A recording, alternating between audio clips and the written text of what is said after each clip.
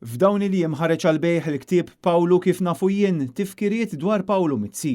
Il-ktieb tnieda fit-Teatru tas-Salesjani f'Taslima huwa kontribut xieraq għal persuna meqjus bħala missier il-ktieb Malti u pionier għal pubblikazzjonijiet f'Malta.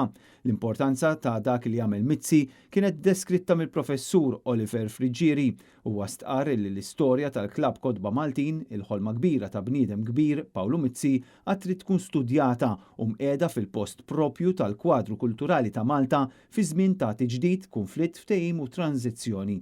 Il-ktieb Pawlu kif nafu jien jinkludi aktar minn 40 kontribuzzjoni miktuba minn nies li kienu jafu jew ħadmu mill-qrib ma' Pawlu Mizzi. Dawn il-kitbiet miġbura minn Sergio Grek joħorġu l-karattru ta' Mizzi permezz ta' ħafna għajnejn differenti li bħal biċċiet ta' mużajk jibnu xbija waħdanija. Fit-tnedija tkellem Fader Charles Cini li semma l-kreattività ta' Pawlu Mizzi ispirata mit-talim ta' Don Bosco.